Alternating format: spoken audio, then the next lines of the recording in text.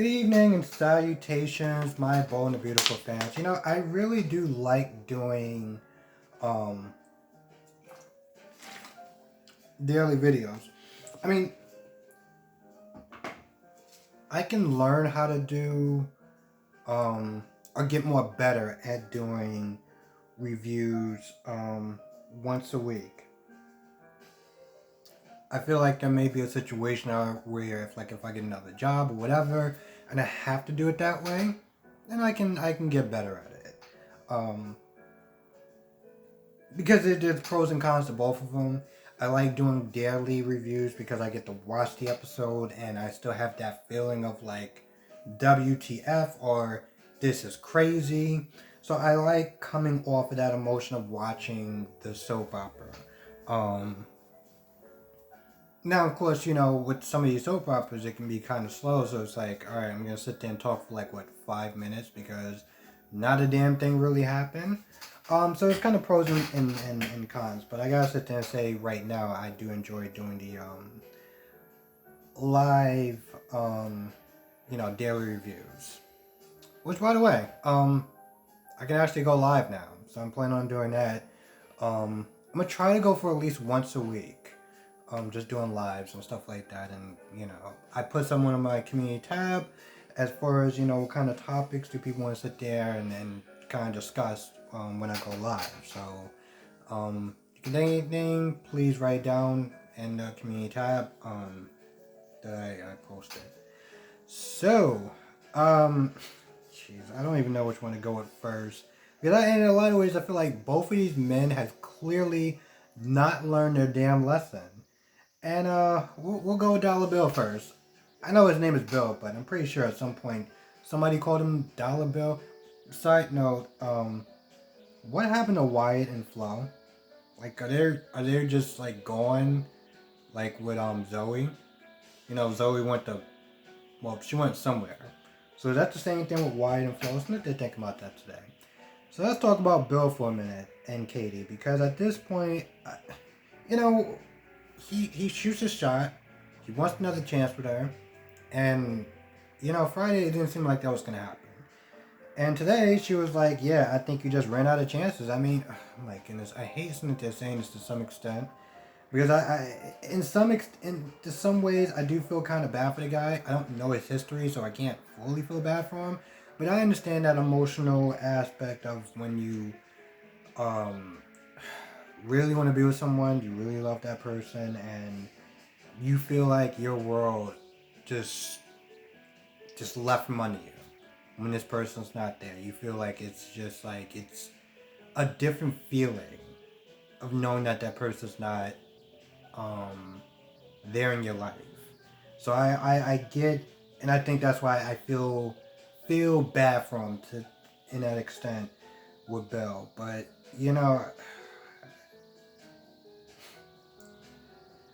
I'm a person that like to believe in second chances and third chances, but I guess Katie is like, well, how many chances are you gonna sit there and get before it's just one too many? And that's what she said. She was like, it was just too many chances. You just ran out of chances. I ran out of patience. I ran out of tears, and so she's like, she's done. And all the begging and pleading, and if you just give me one more chance, I'm like, man, I'm not gonna lie, when anyone starts off with just give me one more chance, it's just not a good idea. Never a good idea. Um, in certain situations. But she's like, she's done. And so what does Bill do? He walks into Ridge, and he walks into Ridge's office or Brooke's office or somebody's office. By the way, they weren't really doing too much of anything before he walked into that office. I think Donna Logan, you had Donna, you had Brooke. So that they're talking about Quinn and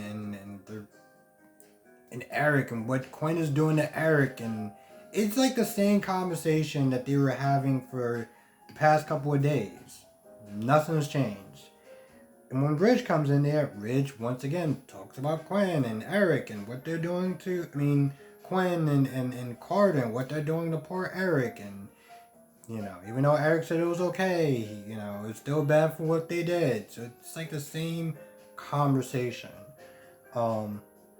I guess Donna left because when Bill walked into the office, the first thing that Riz said was like, "So I guess I need to change the locks, right? Because you just you just feel you could just walk in and out anytime you feel like we don't want you in here. We don't want your energy. We don't want you in here." So Bill asked for Brooke's help to once again, I guess, try to get back together with Katie because, Katie can't get over the fact that Bill chose Brooke over her. And, I know some people can look at this and be like, yo, listen, it was a long time ago. He did say he was sorry. Still can't get over that. But when it comes to his cheating, that is one of those things where it's like, there's times you just can't go back. Once that trust is broken, that is it. You can't get that back, and you just have to sit there and move forward with that hurt of knowing what you did. It is what it is, and yeah, cheating sometimes with people, I understand why you can't forgive them because a lot of times it's just kind of an unforgivable thing. But he asked Brooks for help because I don't know what Brooke can actually do to smooth over the situation, but this should be somewhat entertaining. So apparently oh my goodness, Zendaya and Thomas are cousins, and once again they pretty much both ask, Zendaya like, "Yo, are you cool with this arrangement?" And he says, "Yeah." At one point, he does ask this question like, "Well, should I be jealous?" So just to be perfectly clear, you're so not okay with this. But they guess they reassure him. Paris goes to freshen up or whatever, and you know what? Zendaya makes he pretty much tells Thomas, "Listen, we cousins and everything like that, but just to be very clear, this relationship is important to me." And I gotta sit there and respect him for that. I do because he's not, you know, the words and stuff like that. The way he phrased it, it was like, "Yo, listen, I'm not gonna sit there and be like overzealous or just, you know, coming at you sideways. But I need you to sit there and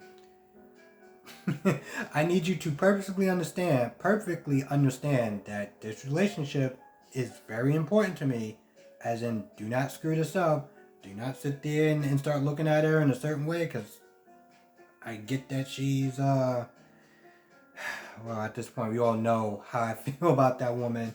But, yeah, she's off limits, and I need you to know that. So, I felt like that was a good way of, I guess, staking your claim without, well, not staking your claim, but making him understand, like, yo, we're on the same page about this. And he agrees, which is kind of odd, because he agrees, and they leave, and, he has this whole romantic thing planned out at his place and everything like that. And then, you see Thomas digging through boxes without a shirt on. I'm like, bro, this was cool when it was just you, but you got somebody else's girl living here, man. You just walking around with no shirt on, like. Did you not hear anything what he just said? I'm like, can you imagine if Zendaya came back over there like, "Hey, listen, I just forgot my phone. What are you doing without a shirt on, bro?" Like, I could have swore like 5 minutes we just had this conversation. Now I'm not gonna lie, I don't remember if somebody came to the door or not, but I think somebody came to the door. The hell are you walking around without a shirt on? Anyway, like I said, Zendaya and he had this romantic plan or whatever, for Paris, and so he's being Mr. Casanova. So yeah, it's the day of shooting their shots. We got Carter. I don't know what his last name is, but Carter wants to shoot his shot with Quinn, and Quinn pretty much just like, "I'm not doing it." Basically, she's like, "I have too much invested. We built a life, and I belong with my husband." You know. And in some sort of ways, I kind of felt like that was somewhat of a cop out. Basically, to saying, well, if we were only together for like we just got married, I don't know, 6 months ago, then I'm like, sure, but we've been together for years, so how long have they actually been married? Anyway, she basically just like, she says no. She says no. Carter starts crying, and I'm like, bro, I can't feel bad for him because I'm like, you know the situation you were in with her. It's not like y'all just got together or whatever, and she just said no. It was like you knew she was married to another man, and she was, yes, she had feelings for you, but she's only playing mattress tag with you because her husband couldn't perform. You knew he knew the situation. So for him to be sitting there with tears and being all like super passionate, like I love you, you're just like, just stop. You doing too much, bro. You really are.